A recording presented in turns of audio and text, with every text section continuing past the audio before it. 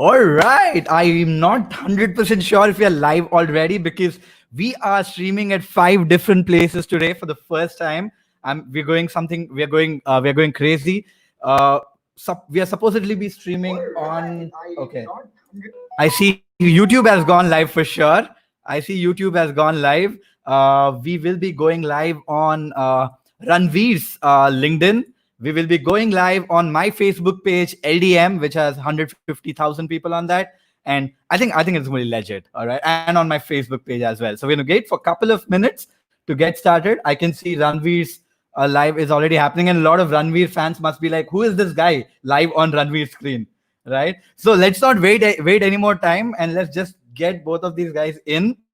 So guys, obviously you guys know why you're in here, right? Like it's the conversation with the BeerBiceps and the Monkey guys.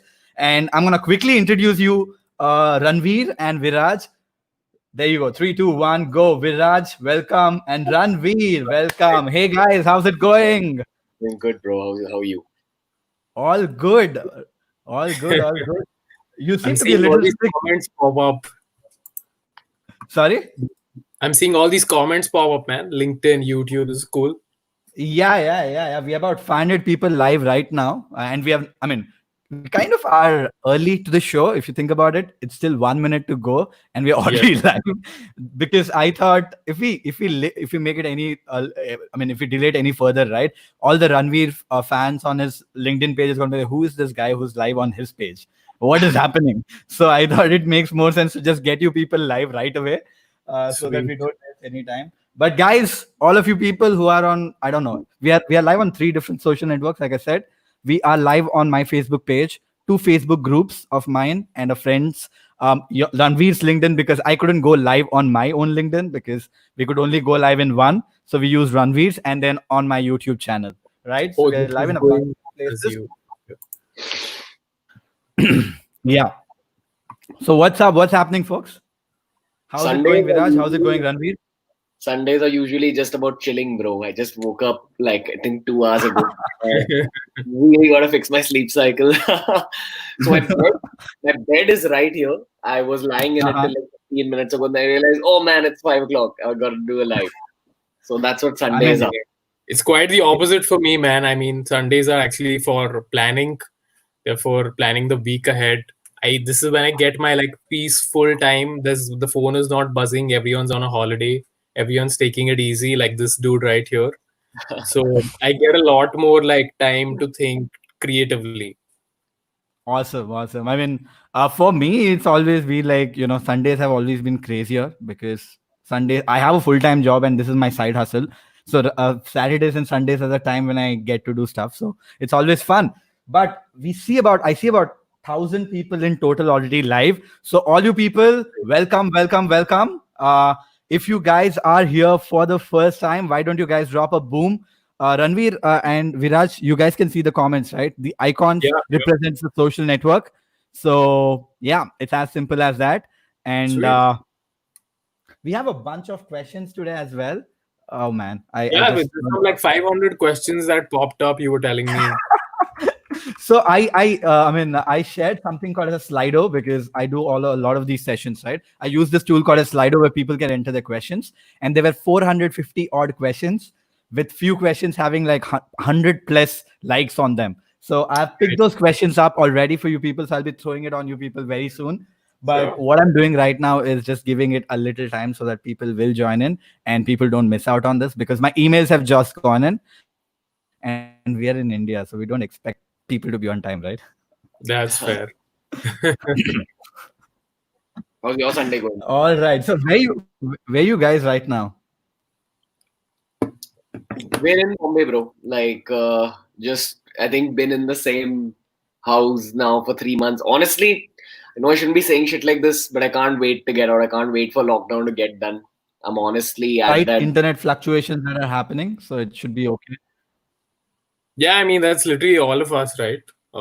Being just at home. I haven't, even when unlock happened in Mumbai, I didn't go out, man. I think I'm just too comfortable in my pajamas, sitting at home, working out, all of that. Yeah, dude, no, I need to get out. I have to. I need to go Soho House, Mumbai. and go see the ocean. Yeah, fair enough. I'm an introvert, man, so I like being here. Wait, For sure. where? You're the kind of guy who puts introvert on your Tinder bio to attract. To get all the ladies. All So I right. want a mysterious introverted Viraj in my life. Yeah. All right. Should we like, get started? Because I think we are here for a while right now, and a lot of people. There are more than like 1,200 people live right now. 1,350 odd people live right now. That's So crazy. should we go live? I mean, should we get Yeah, started? let's do it, man. Let's do it. Let's start. Awesome, awesome, awesome. First of all of you people, thank you so much for attending. Introducing you the crazy duo, I call it. Viraj Seth and Ranveer, the people behind Monk Media, Monk Entertainment, BeerBiceps, and the Ranveer Show. So this is the duo. How old are you guys? Viraj, I know how old you are, but just for the audience to know. There's an interesting conversation to this. I'm 24, and Weber, when I was speaking this other day, and he calls me and he's like, we're just chatting, and he's like, bro, how old are you? So I was like, you take a guess. And he took some age, and I was like, no, I'm 24. And he's like, damn it, dude, I'm usually accustomed to being the cool young kid in the room, and I'm usually the youngest. Damn it, I'm 26, he says. And I'm like, yeah, I get that vibe. Yeah, dude, Yeah, I mean, I just turned 27 and I've heard of this story, so I completely relate. I love this trio vibe we're sharing right now. It's that's kind of been the story of all our careers, I think. But dude, it's really cool, and I honestly feel that it's just a matter of time before we see like a 21, 22-year-old massive Yeah. co-founder. Not just one, but I feel we're going to see many young kids really come up. The next gen is like really kind of prepped already. Yeah, I think it's man, because I'm seeing like 15, 16-year-olds on LinkedIn networking and putting statuses, and I'm like, how have you yep. guys, at 16 discovered LinkedIn? I'm sure I was properly watching Pogo or some shit like that at that So I mean, I do this I do this thing called as LinkedIn Friday workshop, and I always ask who's the youngest person who's in this workshop.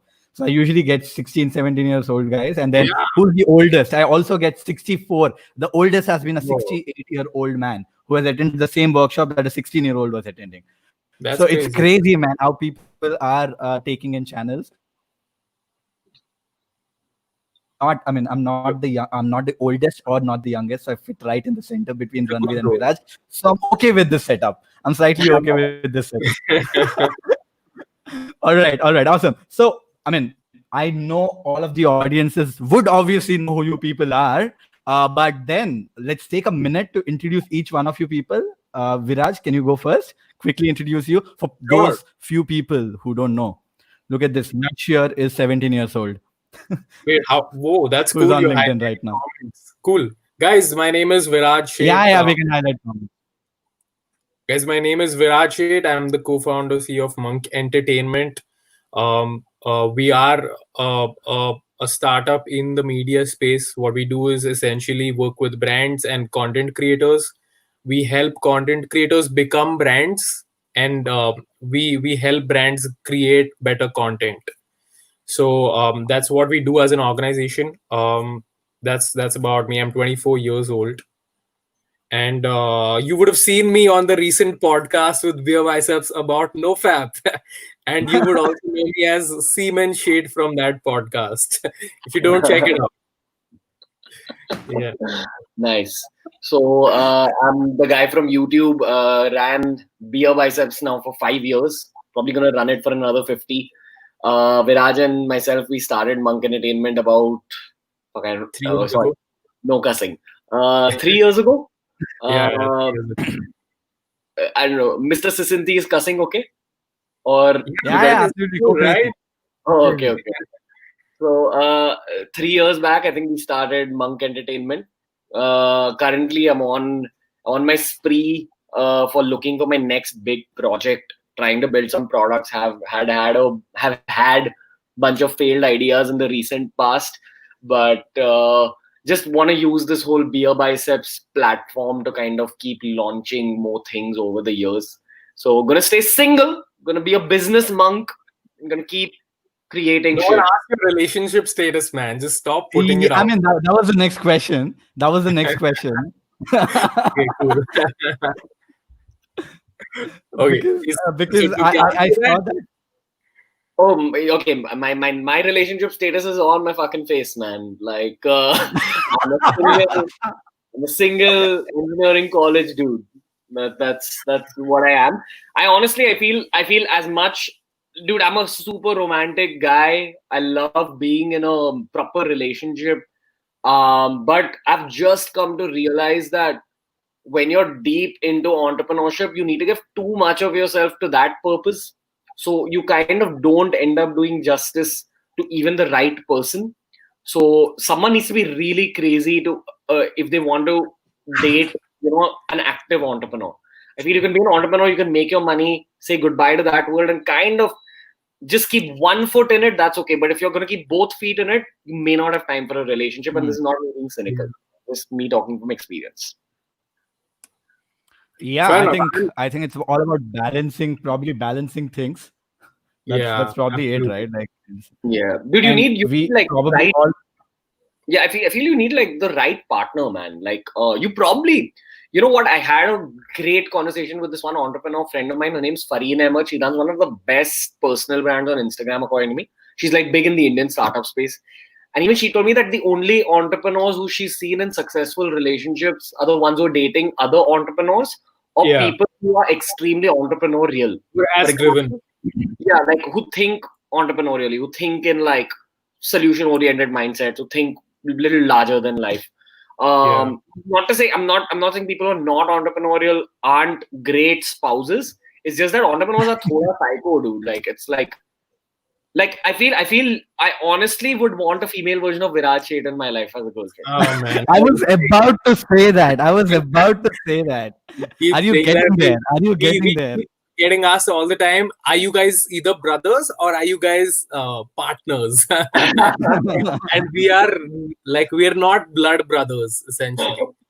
But yeah, man, I'm single as hell too, and been so for about what 2.5 2 years probably. It's been good. I mean, I wouldn't mind a relationship honestly, Yeah, dude. but I also understand the responsibilities it brings with it. Mr. Sisinti, are you in a relationship? I'm in a relationship with my work, Don't give and me that bullshit. Don't give me that crap. dude, listen, I've got not one girlfriend but two girlfriends, my full-time job and my side hustle, and Oh on man. top of that, you can't see my dog who is Yeah. alone, so I've Yes, got enough in my plate to handle right now. yes. Good guys, thanks. But Fair it's enough. interesting how this conversation has taken a twist. Okay, all my audience are marketing guys, and all of a Yeah. sudden we are talking about relationships. Man, marketing guys are the Right most start. on Tinder and Bumble and all of that.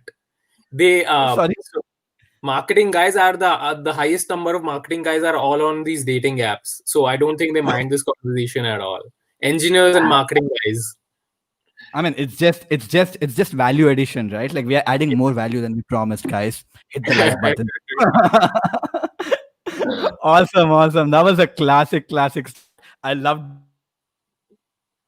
the way we want to, the way I ideally structured it.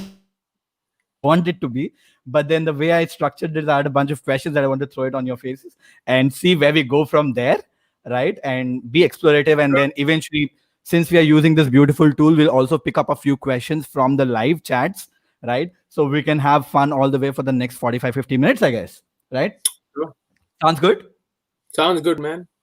All right, guys, for everybody who is in all the other social networks out there, why don't you guys drop a boom in the comment box and we will get started with the first few questions. I've already taken notes of all the questions that you guys put it on the Slido. So don't worry, all the top rated questions and all the interesting and sane questions will be answered by the smart duo here. All right. So, I mean, I've seen the video. I'll be very frank. I've seen the video of how you guys got started. I was very excited to have both of you people, is because not many people know the story of both of you together. Yes, there is a video on YouTube, but again, right? there is domination of all these podcasts and all that goes out. As a result, stories get hidden. So I thought Mhm. my audience, for the audience that is here, they just want to get inspired right now, right? So I love the story that you guys have, but I would really appreciate if you guys could summarize it in the next 2 minutes on how you guys met each other and the fun college conversation that you guys had, and also like how has Monk become what it is today? So I would I'll go for it. Go I'll for it. take this one. So I was 2 years junior to Ranveer. We were in the same college, and Ranveer was this bulky ass guy. He's tight t-shirts, proper South Bombay dude who you'd want to, if you were a fresher, you'd want to stay away from. That this is a guy I don't want to mess with or go speak to. And for me, I always had that thrill that that is exactly the guy I wanted to go and speak to, because I knew he was the popular kid in college. So I saw him the first day on the day of our official freshers of the college. And I always had that kida that, I want to, the moment I get a platform, I want to put myself out there because, opportunities attract yourselves to them like that. So Ranveer was hosting that freshers. And, once the fresher was done, I didn't make it. I wasn't Mr. Fresher and shit like that. But my goal was I just wanted to interact with this guy, because he just seemed like the center of attraction and he was the cool guy in college. So I went up to him with a plate in my hand. We were all having dinner, and there was some idli sambar we had, something like that. I went to him and he was standing with a friend, and I was so nervous that I ended up spilling some sambar on one of his friend's legs.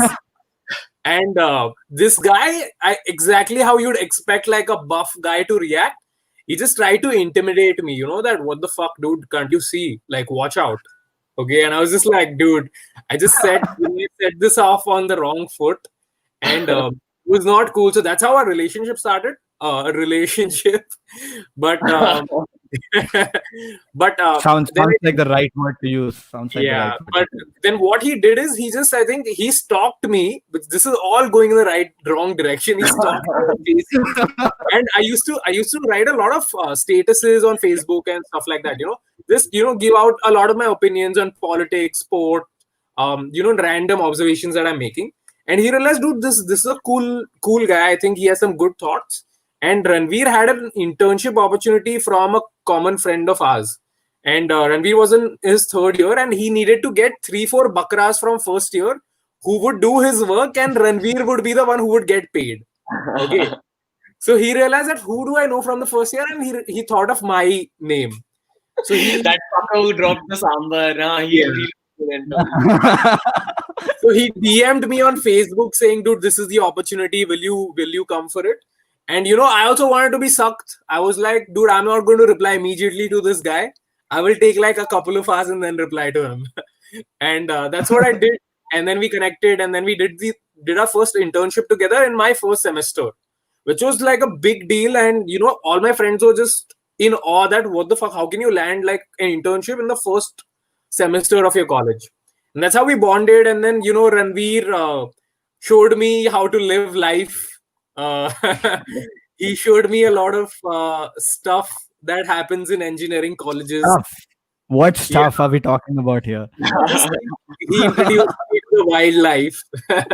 And then we connected a lot more, and then we were friends. That's how our story started. Then you want to Yeah. take over post that? Yeah, a lot of boom shankar shit going on in this town. But, okay. But anyway, so that was like the story, dude, of college times. I honestly, one key factor to note here is that we were a pretty mediocre college, honestly, and you didn't see too many people expressing themselves on social media, especially like, people would just like, we were in the kind of college where people would post their GPAs on their statuses and all. So I was Yeah. used to that, and then Padaku. Padaku yeah, College. I don't even know if it was Padaku, dude. It was like this, like, it was kind of a shell, and you never saw people with woke opinions. So when I saw someone with woke opinions, I was like, okay, I can at least be this guy's friend. Like, I think that's where it started out. Now, after college, I started BeerBiceps, and I kind of lost touch with the whole history of my own life. Went to about 100K subs over like a year and a half, maybe 2 years. 2 years later, I came back to college. This guy was in final year by then. I saw that shit. Now he's like become like he organizes workshops and all himself. And the backstory of the backstory is that I was really trying to get management for my YouTube shit. It had grown. I needed help. I went to big agencies and asked them that please help me, dude. I know that what What I'm stage were you in? How many subs did you have back then? 110, 120K subs. So, Nice. and it was going very fast. And I knew what I was doing. I knew the kind of direction I wanted to take shit in. I knew that there's a lot of money to be made. And I literally used to go up to agencies and tell them, please sign me up. I can really make you money and all that. But no one kind of bought into infotainment back then. They were like, no, dude, we're more into like the stand-up comedy space, the entertainment space. So I was like pretty desperate. At the same time, I was in a relationship back then where, and this is a true story, like the family of the girl expected me to do something more than just be a YouTuber. Like they needed me to really either make big money off it or do something more serious. So I was kind of in a desperate hunt for just some kind of management. So I saw this dude in college. I literally, out of desperation, I'd gone to like 10 agencies. Everyone had said no. By the way, the same agencies chase us today. But anyway, that's a side note. Yeah. But I went to him. I was like, dude, listen, I literally need one guy to just manage me. Please come to my house tomorrow. And he came over. I was shooting with Rajas, he's my camera and creative head on BeerBiceps. I got Viraj in. I literally told him that, dude, I'm switching over into fashion content now from fitness. These are 5 fitness brands. These are 5 fashion brands. You figure out how to get in touch with them, how to get in touch with the India, what's it called, Viraj? Like the Indian India heads, and just cold email and all. So we started like that. He khawed thappads and mukkas from there. We kept at it. Like I think 2-3 months. I used to cold call like a crazy dude. And cold call, cold email. I have this one email that we had created, okay, official beerbiceps@gmail.com. I still have the records. I would have emailed like fucking 1,000 people and I would have got a reply from like 20. Okay. And 10 of those that's actually a decent conversion rate, by the way. What are you saying? Well, I was really disheartened, man. And 10 out of those would have been that, okay, I'll connect you to someone else and you speak to them and that person never got back. And this is so what I used to do is I didn't know there was an agency culture, right?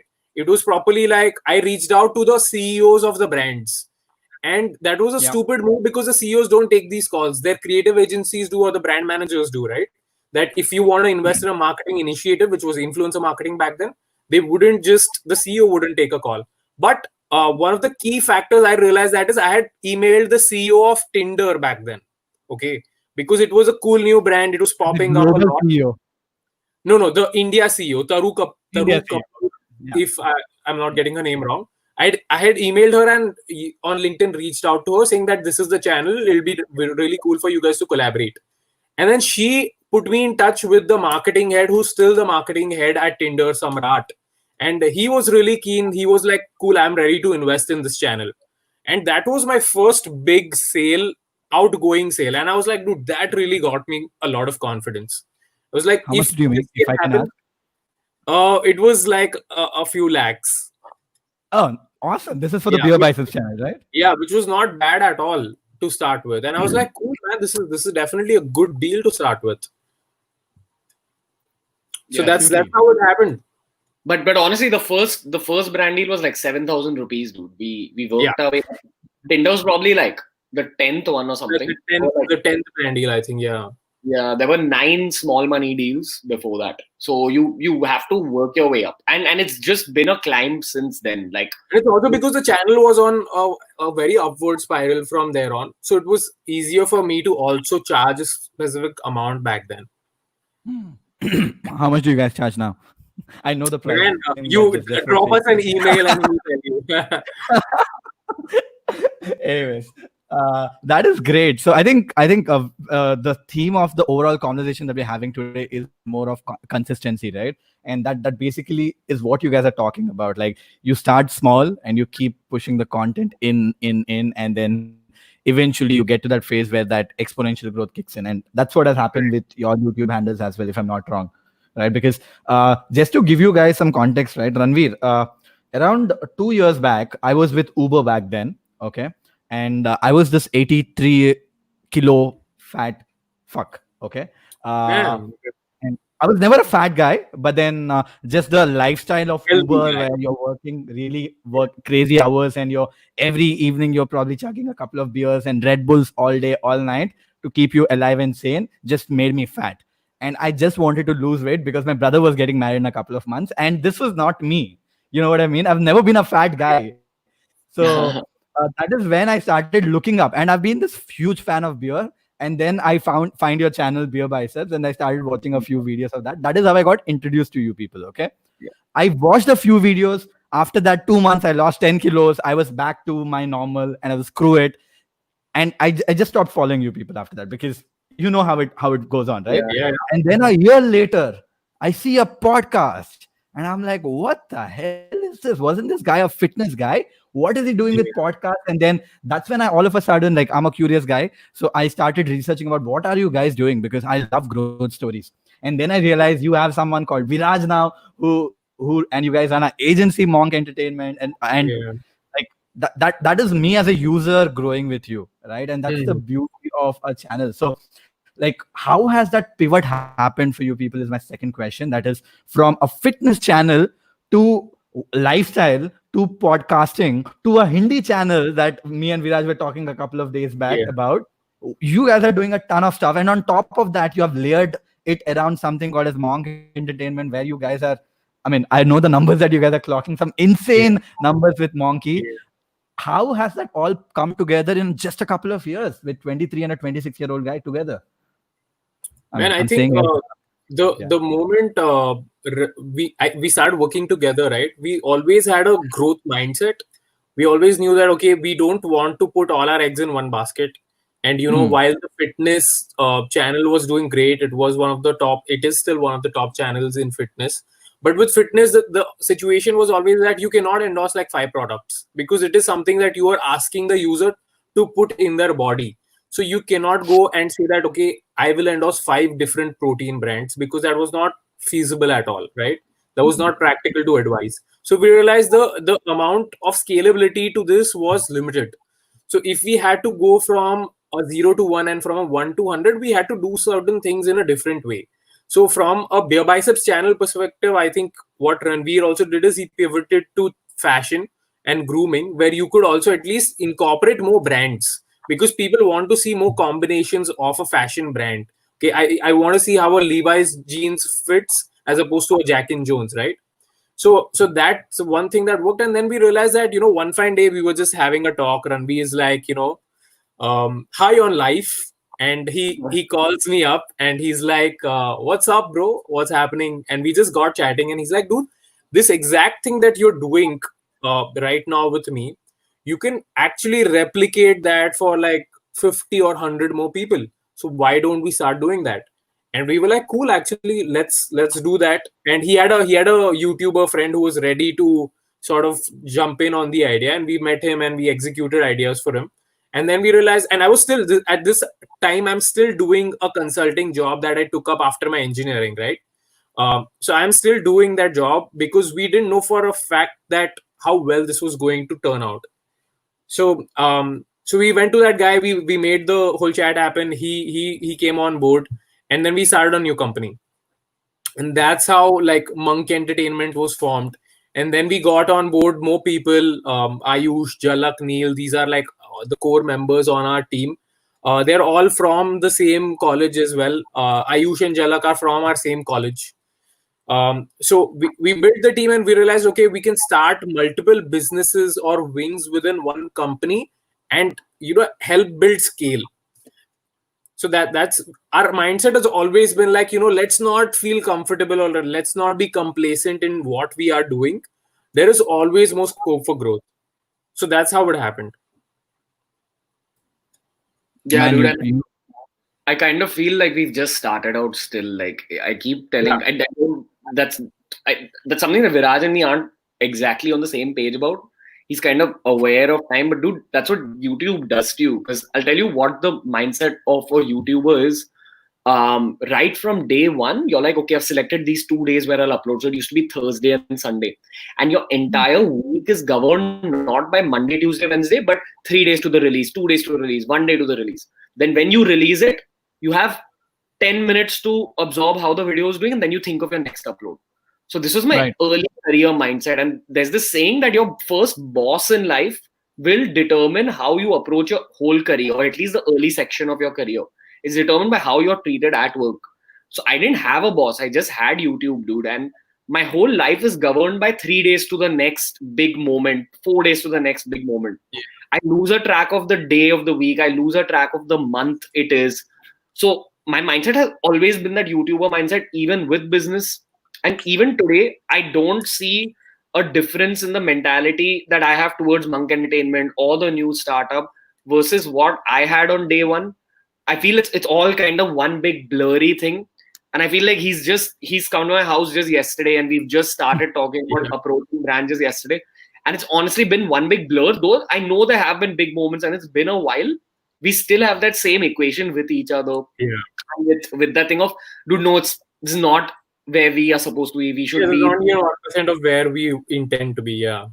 So that mindset is very much alive, and it's not a gimmick. It's not something we say to motivate ourselves. Yeah. At least for me, I genuinely feel that it's just begun.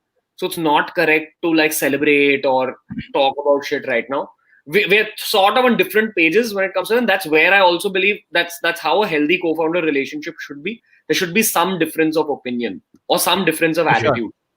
It works out really well for us, and that's one of the areas where we balance out each other. There's a lot of other aspects in career mentalities where we have differences of opinion, but we balance out each other in that. Yeah, absolutely. I mean, I think I was watching this podcast where the Spotify CEO was saying that one of the biggest mistakes that he made initially was to hire people like him. Always hire people, or always have people who don't think like you, so that you get multiple complement your weaknesses.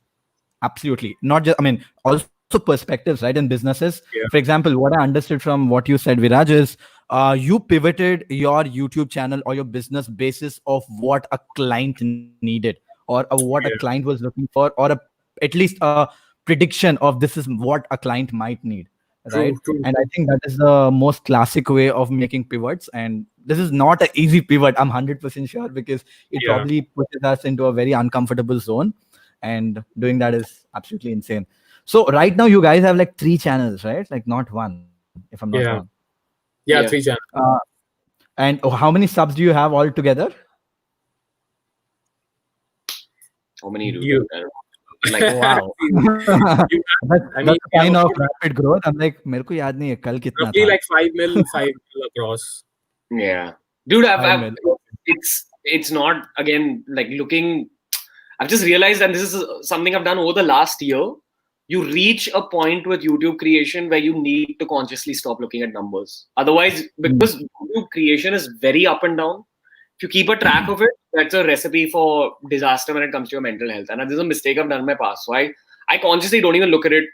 I consciously don't celebrate. I do have personal goals and milestones. I need a certain number, but until we are near that number, it really doesn't. I don't keep a track of it. That's my advice for like all YouTubers, dude. Like, do it for the craft, do it for the sake of beautiful video content.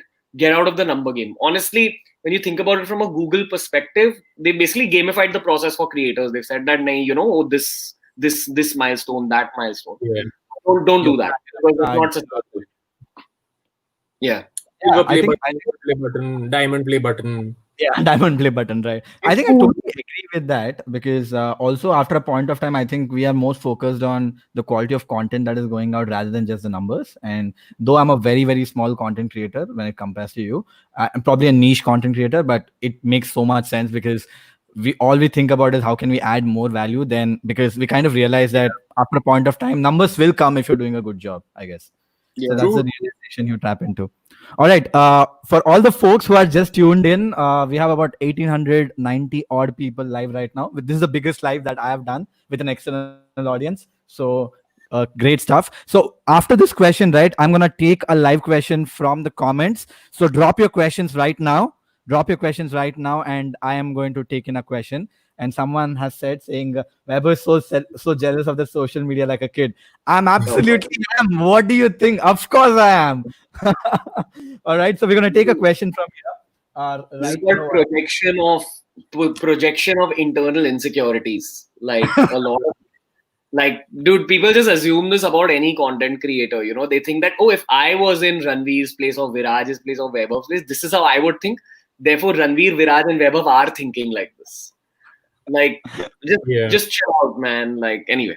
no, but also to that point, right? If you're not slightly envious of, again, Virat, this is something we were talking I about. think that's a different feeling. Jealous and envious is different. Jealous is you sitting on your ass and just feeling bad. And envious is you using it as fuel to build your own empire.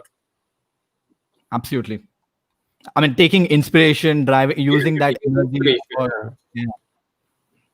Awesome. So one question that I see popping in, though it's so many questions that's moving so fast. Okay, let's get to this, man. Priyanka Chopra question, please. So the Priyanka Chopra question is basically, how the hell did you manage to get the likes of Priyanka Chopra and Saif Ali Khans of the world onto your podcast? That is absolutely nuts. That was absolutely nuts. How did you approach them? Yeah. So I think this is a very common question that we keep getting, not very specifically from the audience, but actually from other podcasters or brands and guys like those from the industry, right? And more I was surprised many people thought that we paid for it, and that's just ridiculous. We are never going to pay a single guest to ever come on the podcast. Honestly, it is a two-way value add interaction. So we're never going to pay anyone to come on the show ever, even if it's I don't know, like Cristiano Ronaldo, right? Because that makes no. That's just not how we operate, right? So secondly, how did we end up getting these kind of guests? So Priyanka Chopra was our first official podcast guest from Bollywood, and we it was a conscious decision to start off with a very big guest, because we knew the moment we would have a face like a Priyanka Chopra or someone, it would be very easy for us to then land anyone from Bollywood, right? And that's exactly what happened. And so, I want to add one thing. I'm sorry, I'm interrupting. Okay, this is basically when I was starting out BeerBiceps, it was very, very difficult in terms of what society was saying. My family, my parents, no one was for this YouTube game because I started out early when being a YouTuber wasn't a real thing. I remember I was single in the initial phase of BeerBiceps, and I went out on this Tinder date with this PR girl actually. Okay, and right from the moment that Tinder date started, she asked me what I do. And the moment I said YouTuber, she made a face, and she was like, "Yeah," she was like, and she was a PR girl, who work in the same industry. So it was that looked down upon. I remember over the course of the day, she asked me, "So what's your channel about?" I said it's fitness, but I eventually want to do podcasts and all. That's my end goal. So she's like, "Yeah, who do you want to bring on?" So I said, "I want to bring on really big, successful people." And she immediately dissed me, saying, "Dude, that's never going to happen. You're a YouTuber. They'll never ever come onto YouTube and all that." And the way my mindset works is, dude, if you've told me I'm not going to do it, then I will do it. And she put out this whole example of how I should start off with television actors and then move on to the comedy actors in the film. Video way up.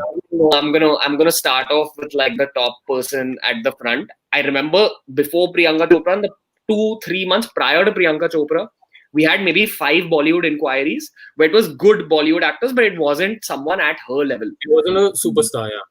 And I always said no because it wasn't just that one Tinder date where I had that kind of interaction, dude. If you have a certain vision for your branding and you see that moment of truth approaching you, you know that, okay, so-and-so Bollywood actors approaching me, so I know a Shah Rukh or a Priyanka Chopra will approach me soon. You got to kind of hold on to that vision. So we said no to a lot of people until the right opportunity came our way. And when the right opportunity came our way, I was like, okay, dude, let's be patient. Let her sit in front of me. Let's record it on the cameras, on the mics. Then we'll celebrate and tell the world. So anyway, Viraj, continue. So this was all those times Ranveer rejected a Bollywood celebrity, it was much to my opposition, because I was like, dude, how the heck can you do this? Like, we're getting a decent Bollywood celebrity, you can't say no. And Yeah. I mean, kudos to him on that judgment. We then ended up like, I just got a call from a friend who works in Bollywood, and who helps these guys with their movie promotions and things like that. And Priyanka was promoting Sky is Pink there. So she's like, we have a half an hour slot with Priyanka. Is there something, can you guys come in, have a cool interaction? We want someone who is well spoken and can engage her in good conversation. And we were like, cool, we'll take the shot, man. We don't know until it actually happened. We were just in the zone that let's count it out. Let's imagine that Priyanka's not going to end up on time. She was maybe 10 minutes late, but it ended up really well. She was very engaged in the conversation.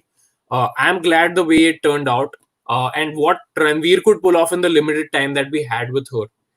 And with that, it was just a banger of a statement that, dude, now we're going to properly put this out as the number one podcast in the country. Because I was confident enough that the moment we landed one big guest, I would be in a position to rope in like a flurry of amazing guests through the episodes. And Yeah. that's what happened. Dude, like I'm honestly, this is again where we have differences of opinions as co-founders. I'm This is like just the beginning. I really, really want to take this far. And people often kind of discount YouTubers once, there's a switch of genre and all that. I really feel even in the YouTube journey, we're only through with like 10%. And Priyanka Chopra was that one kind of pivot for the rest of it. So the podcast is going to grow way bigger than people are expecting also because of the same mentality. And we have for each of these big, so-called big podcasts, there's a whole team in Monk Entertainment that's working relentlessly to get the correct guests and to tailor make something. It's not just Ranveer and Viraj who are creating this. For sure. I mean, absolutely right. Like, so the beauty here is it was an inbound, which is crazy. I think that's probably the result of the amazing work that you guys did prior to that. So put in the work, guys. That's the takeaway. Yes. Put in the work. Awesome. So there is this question that a lot of people have already asked in the chat. I had this as well. So I'm going to ask this. We have this TikTok fiasco that happened. All of a sudden, a lot of creators who are homeless in terms of content creation. If they're not, Viraj, if you remember, we spoke about this on the call. We need to go omni-channel. But then what if the same thing, I'm not going to ask you about TikTok, but what if the same story happens with YouTube? Let's say today, for some weird reason, YouTube is banned in India. What would you guys do? I mean, we'd continue doing what we're doing on the other platforms. But dude, YouTube over time, honestly, it's become, for me, it's become like a way to express my art. It's not something really a place, where I only look at as, oh, I'm going to earn money through brand deals. Brand deal money is coming from other platforms as well. I look at YouTube as kind of a cinema hall, and I'm creating films. I will continue creating those films on other platforms. It's extremely crucial right from day one to be on at least 2 platforms because of this exact scenario. Any young content creator needs to know that. You have to be on 2. Even if you're a writer, be on Twitter and Instagram as a writer. So it's not that scary a situation, I think. What is your priority list when it comes to channels or social media for that matter? LinkedIn, Twitter, Facebook, Instagram, YouTube. How would you put it up in an order? YouTube, Instagram, LinkedIn, Twitter at the same level. Facebook, Snapchat. Yeah, and then like Snapchat, then all the others. So Viraj, for you? For me, I'm personally growing, I would say LinkedIn, Instagram at the same level, and then Twitter. Right. Yeah. I mean, I kind of expected that because I see both of you guys are also trying to build up your own LinkedIn, and I recently saw Rahul Subramaniam sharing Tanmay Bhatt coming into LinkedIn as well. So, what is your take on LinkedIn? And I also see Ranveer started to share videos there, like not YouTube videos, but then natively share content there. So, what is your guys' take when it comes to LinkedIn right now? Because personally, I feel it's the highest bang for the buck in terms of ROI. Quality audience, Yeah, dude. So there's this whole theory about when you tap into like India's most affording audience. That's exactly it. Kind of echoes the thought that you said, Weber. That logic is 100% true.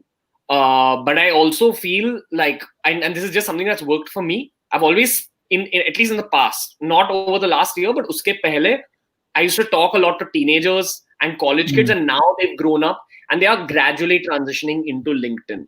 So while I do agree with you in terms of that LinkedIn is the best bang for your buck, I feel the real kind of game with LinkedIn will be played over the next 5 years in this country, because the youth is just discovering LinkedIn. So there's going to be a massive influx of people, professionals who will earn their first salaries and therefore become the affording audience.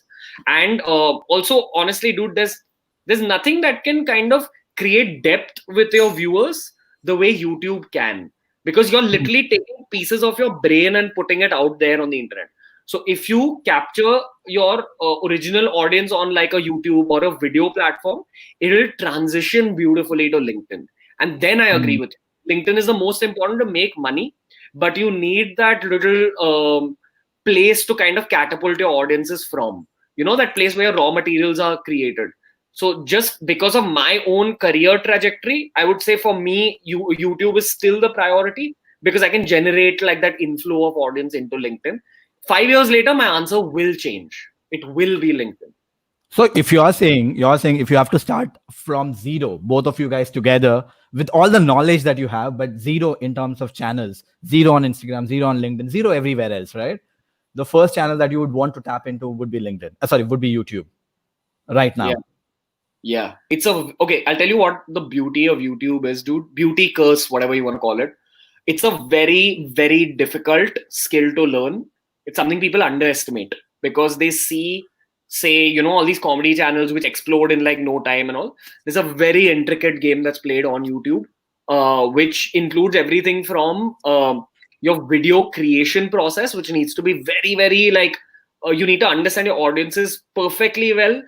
Then you need to play a whole content strategy game. Matlab, if I am creating 2 or 3 videos on a particular topic in a month, in my head, I should already know what I'm doing the next month, the month after that, the month after that, in terms of content side.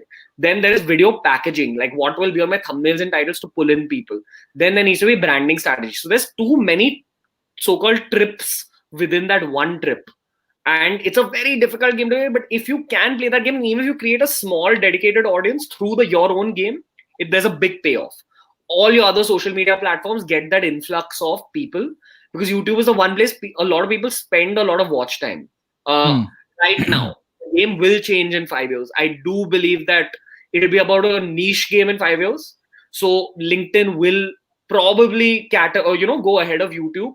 But as of now, specifically in India, you need YouTube to kind of push your audiences into other places. So I mean, my take here, correct me if what you guys think about it, is I put LinkedIn into a social network bucket, like a Facebook or Instagram, where every social network goes through this stage, right? Where there's a huge influx of organic, where social networks will push your content to every corner so that more content creators move to that platform. That's what is happening with LinkedIn right now. And I've been consistently creating content for 2.5 years now. And I'm seeing already the downward trend happening, not the upward trend. The upward trend is already done for me. It's the downward trend that is happening. Though my followers are going up, my reach is not exponentially growing just like my followers do. But I think the beauty about YouTube, based on what I understood, the reason why I'm trying to build my YouTube channel, the reason why we have this video on YouTube rather than a Zoom, is the same reason. Is I'm trying to build my own YouTube channel right now. And the reason why I'm building it is, with YouTube, all I've seen is it's always been an upward trend in terms of your content doesn't die. Your content is kind of evergreen. But on any other social network, it is not, because you have that peak time and then the content dies down, right? So based on that, I think 5 years later, I don't think it's my own perspective, I don't think there's be anything like LinkedIn or anything like that which will be there. But again, I don't know if TikTok or a player like that will evolve to be some other video platform. I think it's all about algorithms, right? According to me, based on algorithm, it's going to be a tough run. It will turn out to be a more video-centric social platform for corporates. Is that what you're hinting at? Viraj, I mean, sorry, Ranveer, I think it's a question to you. No, it was to you, Vaibhav. So to me, okay, so I mean, I personally don't know, because, for example, Instagram tried to be that with IGTV, but they're yet to get there. right? They're not, I mean, Right. the traction has not been the thing that they expected. And LinkedIn is in its baby steps. They're launching stories now. I don't know if you guys have heard of that. They're launching stories. Live is not a native integration yet. That is, we used to use an external tool like this, and 99% of people don't even have live. So if you think about it, right, it's not a mecca, or it's not even towards a direction for content creators to go and create content. So Right. if Okay. if I would probably challenge, if somebody says that it might become a place for full-time content creators to create content, I don't think that would ever happen on LinkedIn. Okay. That didn't happen with Facebook either, if you think about it, right? Yeah. But yeah, At least that's basically my take. reach a lot purely out of greed. So that's where they sort of died down, at least for individuals and content creators. They're still doing fairly well for brands. You're talking about Facebook? Yeah, Facebook. Yeah, I mean, that's a very interesting topic to talk about, because the way the Nas dailies of the world and the Bell Chris, I forgot his name, there are few big Yeah, content creators who are Facebook centric, right? yeah. Uh, Jay Shetty they also get, was. sorry.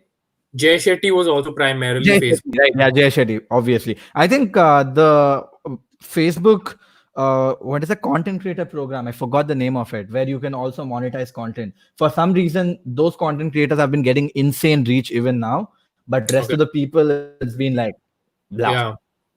True. True. True. I mean, I don't know how has Facebook been for you people? Erratic. Like sometimes it really takes off, sometimes it doesn't. But what I've come to realize with Facebook is that it's your distribution channel, and you get discovered there, dude. So a lot of my audiences discover me on Facebook and move on to other channels. They don't Even actively now, even now. one-off content pieces do take off, dude. Like for example, anything related to mythology in India really takes off on Facebook. It's like a sentimental topic, like it's attached to people's emotions. So lots of people end up sharing that, vagera. Lots of motivational shit sometimes occasionally takes off on Facebook. So again, it's just that platform where people realize, oh, okay, there's a dude called BeerBiceps or Webhub who is creating content on the internet. Chalo, let me search for these people on YouTube. That's what happens. So So I mean, while like I agree with what you say, I just feel like if you have the bandwidth in terms of a back end team ka size, should employ some people just on that Facebook team. Yeah, it's just the thing you want to maintain. It's for presence. You know how everyone has an email, though emails are kind of irrelevant now. It's the same. It's kind of. I mean, that he's saying that because he doesn't use emails. That's a load of crap. Emails are man, not that's a controversial line that you just made. Yeah, that's relevant for people who have emails who are being managed by other people. Yeah, So I don't people ask me to use my email. So yeah, because it's from my content creator world. that's a very privileged opinion, so don't go by that. Okay, I see when when you guys talk about we always have conflicting opinions. I see what happens then. Yeah. You could SMSs are irrelevant in a way, but even they are pretty active. The beauty, okay, here's the beauty, okay. SMS has become irrelevant in India, and SMSs have picked up as a marketing channel everywhere except for India. If you see Gary V's of the world, everybody is like, text me, text me, text sending me. out their numbers. Yeah, text me. Yeah. Yeah. I mean, it's funny. It's funny how the curve changes with every country. All right, guys. I mean, I have so many questions and we're kind of running out of time. So let me make it really fast right now. So the next thing that I really wanted to talk about is procrastination. Like, I'm sure all of us procrastinate. So do you guys do? How do you overcome? What are your thoughts on procrastination? Because I've heard people have interesting thoughts on procrastination. So what are your thoughts on procrastination, and how do you overcome that, more importantly? Viraj. Okay. He's procrastinating his answer. That's his thought. Man, with me, I just feel I do procrastinate. I'm not people, sometimes social media puts you on sort of a pedestal where just because there are some achievements of yours that are out there in the public, people think you are the most perfect human, and you have the best sort of self-discipline. You are very focused. There is no chance you procrastinate. I procrastinate a lot, in fact. Sometimes it gets unhealthy, and I have actually rectified that to a certain extent, where I realize, okay, what is my priority task? I need to get these ticked off right away. If there is something that I know has a 2-day deadline, I will ensure that, okay, whenever I'm calmer, whenever I've ticked off all of those top 3 priority tasks, I will then get to that. So I think building a task list always helps you not procrastinate, because it's sort of like a fire on your ass, right? That, oh shit, I have like 10 things pending on my list. How can I be sleeping right now? Or how can I be, Yeah. watching a Netflix show? Stuff like that. So I think that's how I deal with procrastination. Even though I do end up, watching that show sometimes, I have built that sort of mentality now where even when I'm watching that show, it hurts me somewhere that fuck, there is What am something I pending, doing? which is a lot more important, and I'm not giving it attention. Right. Ranveer, before you answer, right, I would want you to focus on slightly something specific with procrastination, ideas, right? Here Viraj just spoke about tasks, things that has to be done. But when it comes to ideas, also saying, let's say you want to start something else, right? And you keep thinking about it, but you don't execute, saying karenge, karenge. How do you handle that? If there is any, with an example. Dude, so first, I feel like I've gotten better dealing with procrastination over time. And that's because I have the privilege to be able to delegate a lot of my own tasks. So Hmm. people usually procrastinate when it comes to tasks that don't really 100% appeal to them. That's just my opinion on it from speaking as a writer, YouTuber, entrepreneur. I have a great team, which originally used to be just Viraj handling stuff. So Viraj would take up a lot of my tasks way back in the day when we were just manager talent. Now he has his Right. own team. I have my own separate business development team that just handles BeerBiceps, that does emails for BeerBiceps or, whatever, thumbnails. And like, there's a lot of these tiny, tiny aspects that you wouldn't think that YouTubers have to do, but there's a lot of sideways shit. For So I sure. delegate a lot, and I delegate because I want to keep my tasks few but very high impact. So, for example, writing, thinking, and what you said, that execution of ideas, that's all I want to reduce my life to. And obviously, acting in YouTube videos, not acting, but whatever, performing on screen in YouTube Yeah. videos. So, just these 4 things are there in my life, honestly. And there are 4 things that come very naturally to me because I really enjoy those 4 aspects. I love the attention of being on screen as a performer. I love writing because I feel like what you're writing, once you have built a platform, goes out to the world so people hear your voice. Sure. I love thinking because it just activates your head, like we're engineering students, dude, and like it's something you're taught in college. Constantly keep your head active. So and the ideation for the next step in business. Often, what happens is when you are chilling, I feel the best ideas kind of just pop in your head when you're in the shower, when you are playing a game of football, whatever. No, not during COVID-19, but like in life. So, dude, these 4 things come very naturally to me. So I've kind of eased out my life to the point of not dealing with the issue of procrastination. But back when I had to like kind of deal with it, dude, I used to follow that 5-second rule that if you realize that okay, you're doing some shit that whatever, it's taking away from my productivity, you count 5, 4, 3, 2, 1 in your head, and if you've not switched it off, you tell yourself that no, I'm fucking gonna go down in my career, or I'm gonna go Hmm. up in my career Hmm. from here. Hmm. So it was as babyish as that. And at least even back in the day when I had to deal with that procrastination issue, I would call Viraj in those 5 seconds. I'd like dial his number and delegate a task to him. At least I feel like I'm doing something through someone else, if not yourself. It's about getting shit done. Yeah. Period. Yeah. Right. Doesn't matter how.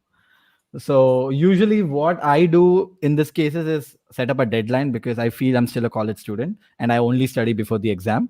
So I Right. usually set up a deadline and that eventually works out pretty well for me. But yeah, some really solid points right there. Right. One other thing that a lot of people have been asking is around how do you guys work together to generate content ideas? Because generating content ideas which stand out, and obviously, like, how do you, like, we obviously want to create those content which will do well, right? What is the process like? Do you have a content schedule? If you do, like, how do you work it out? Something around those lines. I hope you guys got the question.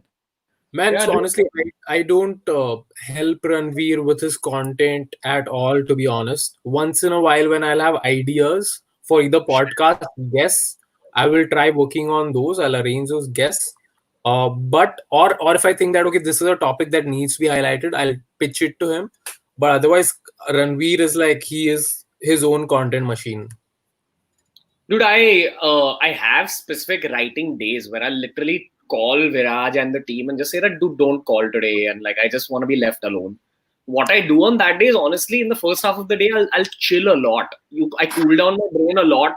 And then once I sit to write, things just come out. And I can't really explain it, man, but it's just, I can't explain it. It comes out of like my life. If I've gone to a party and had a certain experience at that party, I've spoken to someone interesting, somewhere some content idea pops in my head. So once in a while, I'll text Sanjit, who's my creator, and I'll just tell him that, bro, this is a nice idea for a Hindi channel. Hindi.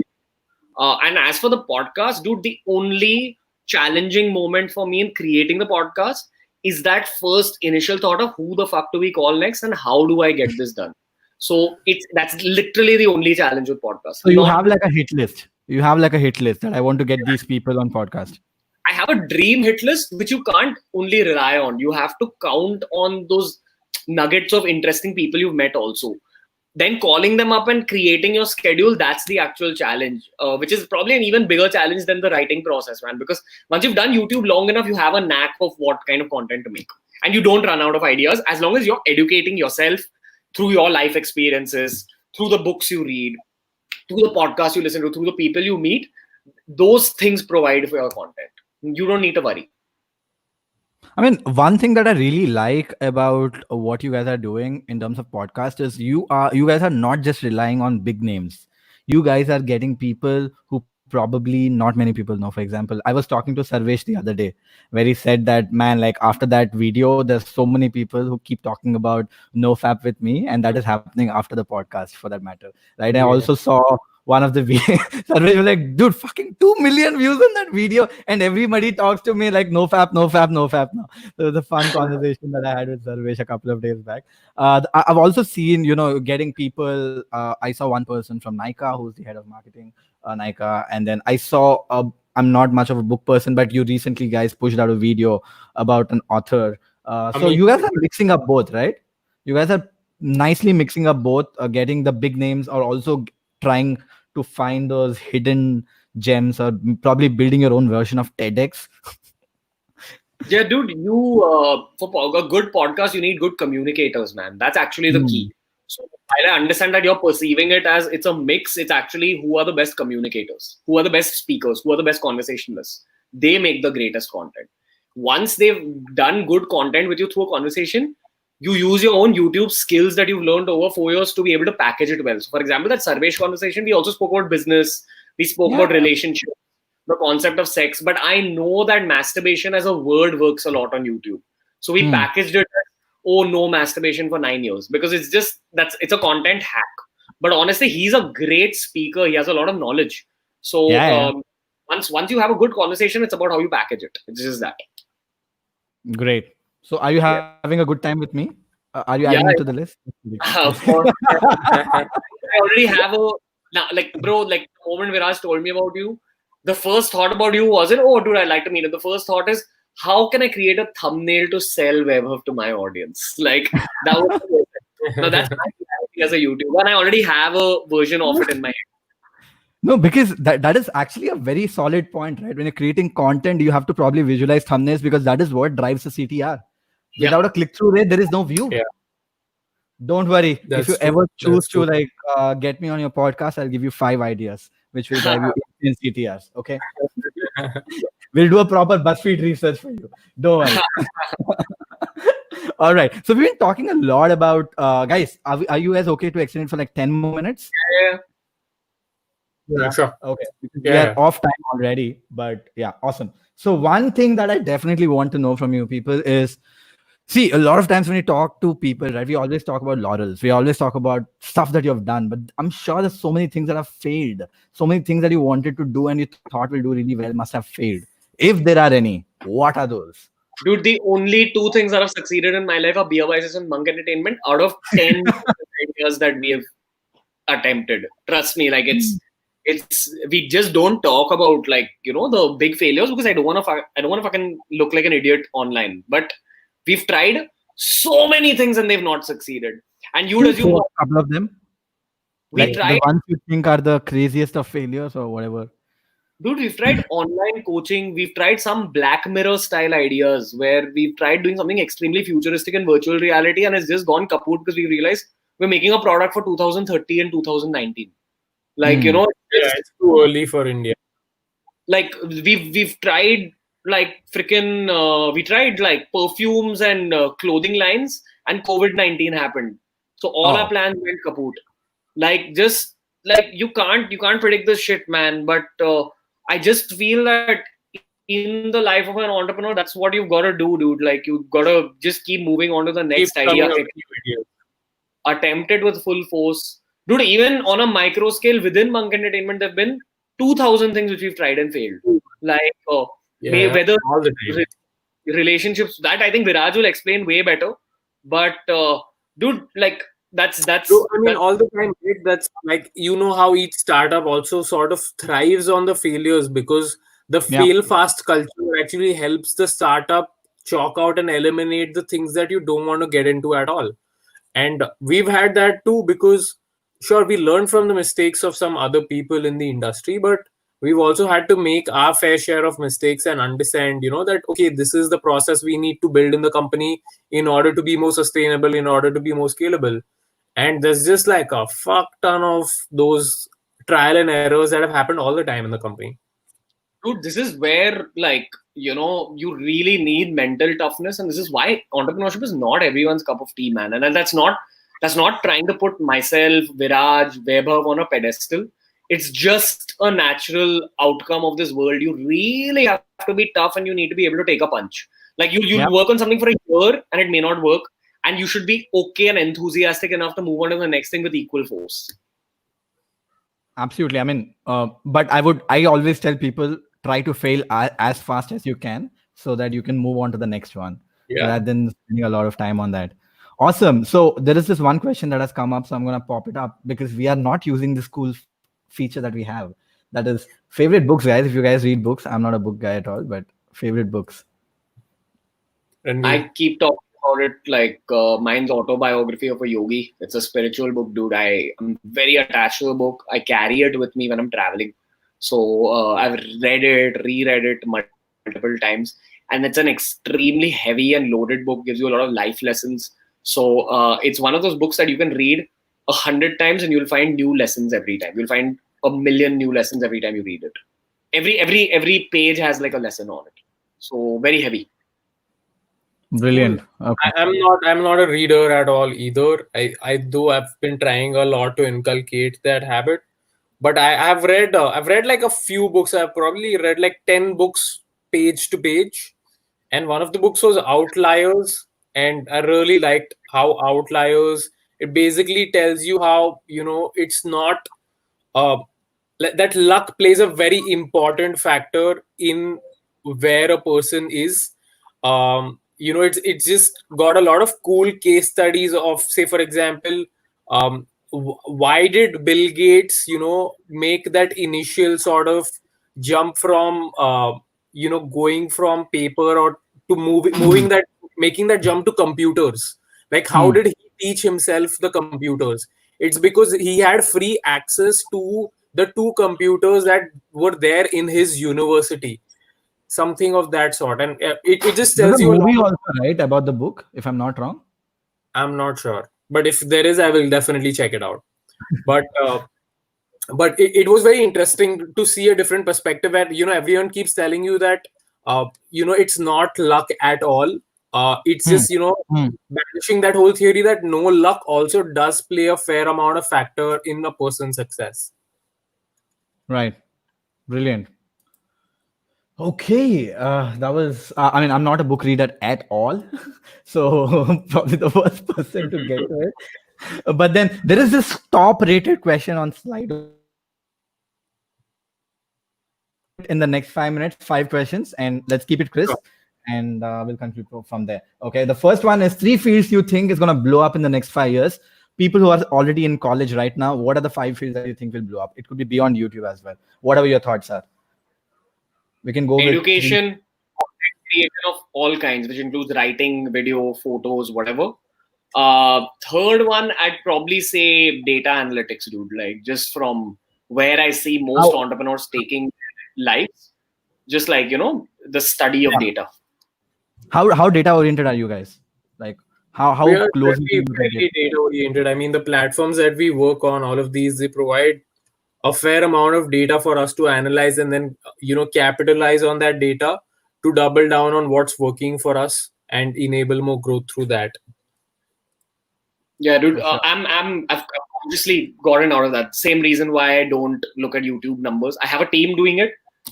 Dude, as a creator, you need to just like keep your head out of the numbers. I've seen people get sucked in. Don't want to do that anymore.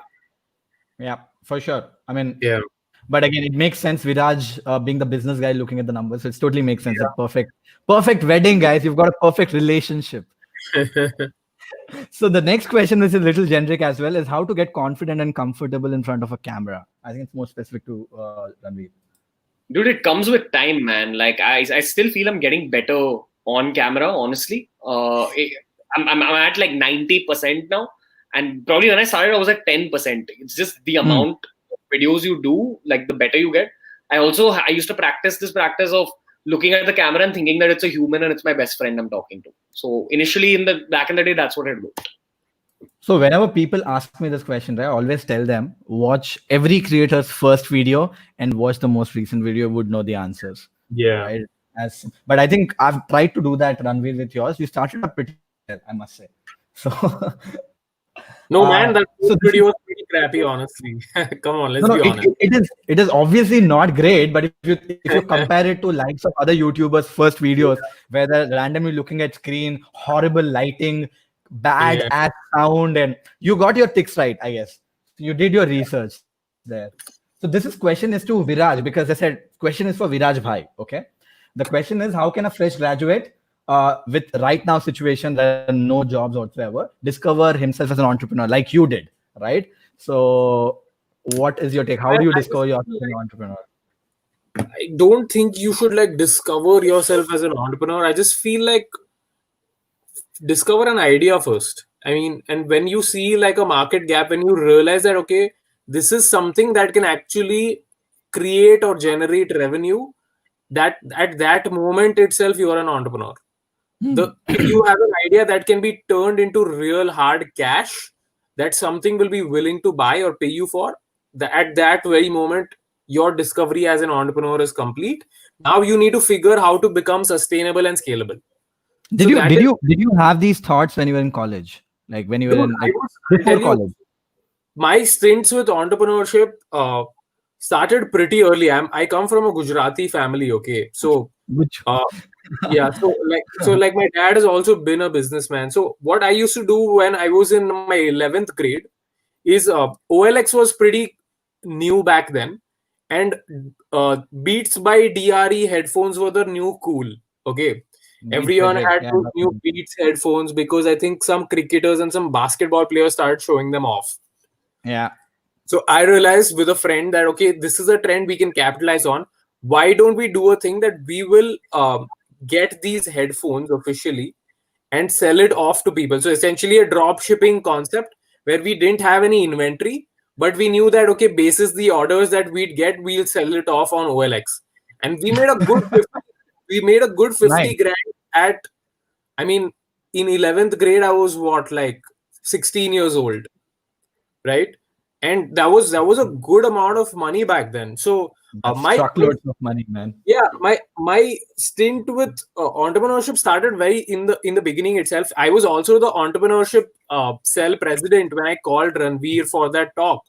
So I knew that I had something in my life that was going to be definitely entrepreneurial. I didn't know when it would come, and when the Hmm. opportunity did come in, I took it with both my hands.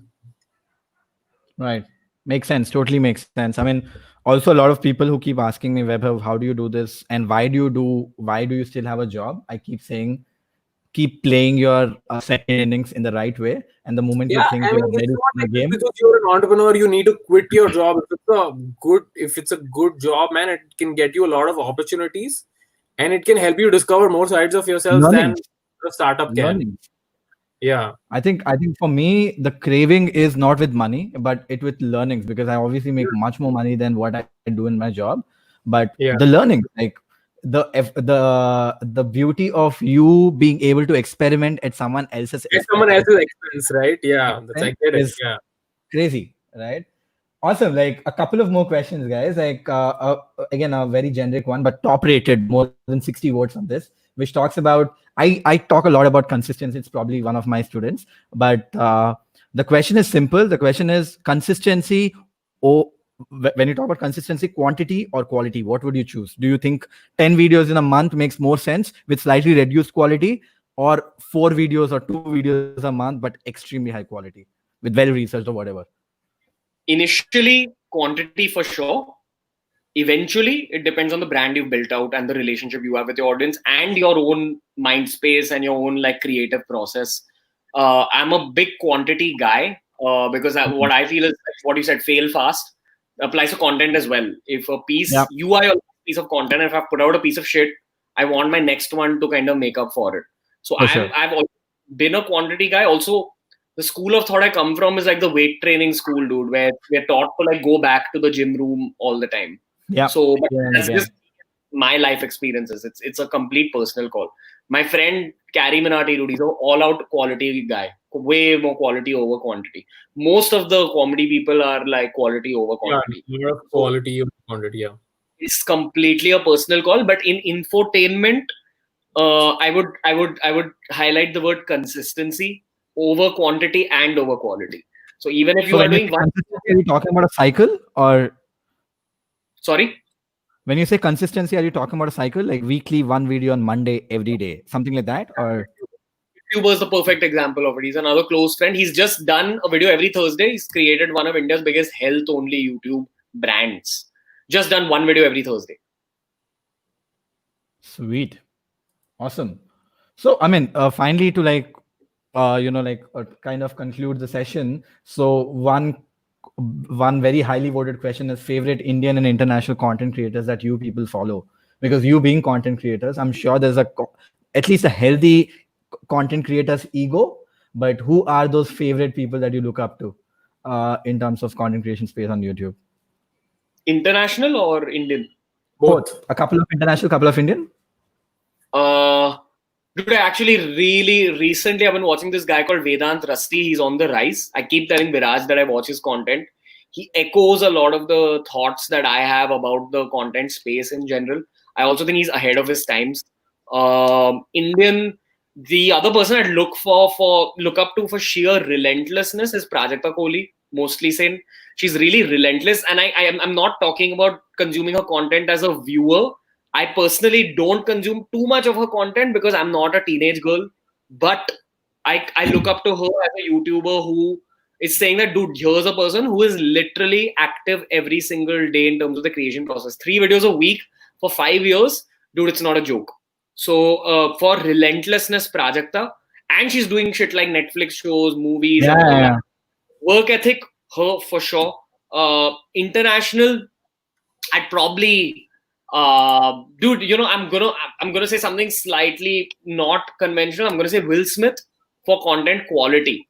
Someone who's kind of just using life experiences, his ability to do great storytelling, using his money on good videographers and creating fantastic, kya bolte hain, YouTube videos. And the other one I'd probably say is those two Green brothers, John and Hank Green, who are the world's premier educators. They run, I don't remember the channel's name. They run multiple channels. One's called Vlog Brothers, one's called like, I think it's basically they teach everything, history, chemistry, vagera.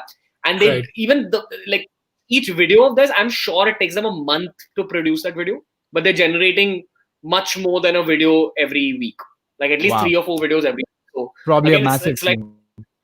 yeah, massive team, very intense level of content creation. They're working at some other pace. Got it. Viraj, for you? Me, bro, international, there's a bunch. I really like Yes Theory's content. I think the way Yeah. they built their own sort of niche of adventure, travel, sort of mystery plus friendship. That channel is based on friendship, right? It's properly Zindagi Na Milegi Dobara on YouTube every week, right? And at a much bigger scale, and that's phenomenal. I mean, I'm sure their costs are phenomenal, but I'm also sure that's the kind of money the brands are paying them is worth it. Yeah. So, like some of the most beautiful content I've seen, infotainment wise, I really like Charisma on Command. It's helped us a lot in just understanding body language, communication skills, breakdown analysis of a lot of celebrities, things like that. Captain Sinbad is my new favorite channel on YouTube. You guys should definitely check him out. He's an Indian guy in the US who's Oh making yeah. yeah, I think his name is Neeraj Pandey. Phenomenal content, amazing. Like he made these videos of aping Ty Lopez and Gary Vaynerchuk and Joe Rogan and things like that. Some of the funniest shit I've seen, and his motivational videos are also pretty good. So he's definitely up there. Matt Diavella is also like Matt a really Devella copy, like he's trying to be the Matt Devella again, I guess. yeah, he's really a good content creator as well. India, say I mean I would say yeah, Vedant Rasti is one of the top like that whose content I'm consuming again, and I Vedant. think it's because his style of content is a couple of years ahead in time, and he also sees the industry from a perspective that we would see it as insiders. So just the fact that he knows so much about the industry is very attractive as a viewer. Yeah, Uh, he's gonna be the dark horse of this game, dude. People I are also like Only Desi is another channel I really like. What is Uh, that? Only Desi. Only Desi. Okay. You should check out the comedy on that channel is pure gold. So Okay. these are the two channels I am currently like actively watching. But beyond that, of course, all the clients that we represent are going to be on that list. But I didn't want to put my bias there. Yeah, I didn't want to put my bias there. But these are two people who we don't represent and whose channels I like. I'm sure you will represent after this. Probably. Let's hope Sure. that happens. Awesome, guys. Awesome. Folks, all of you people are still there. Around 1,450 people still on the live.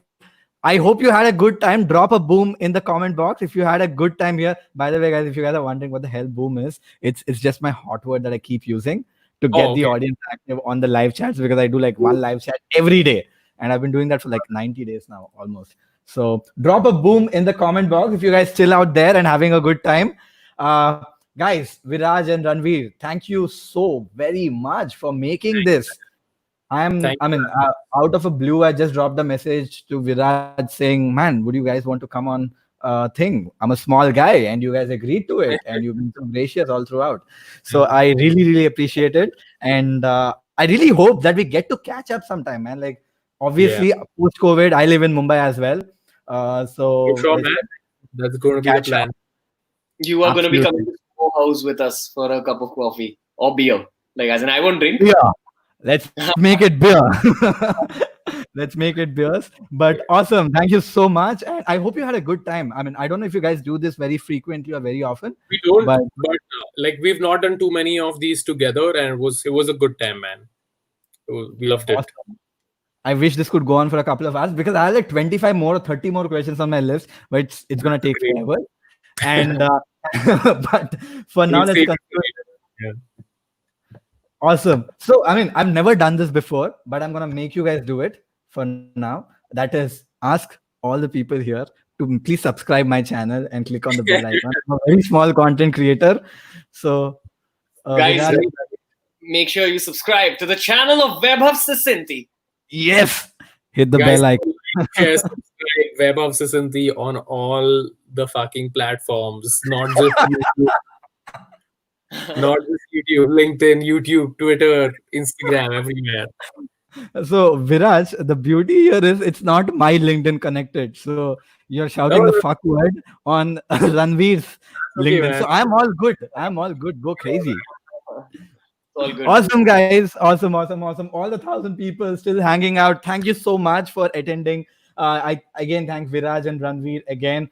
Next time we meet, the beers are on me, as long as you don't I mean, chug too many we of them. don't drink, but sure. We don't drink. What do you mean by we? Both You of don't us drink. don't.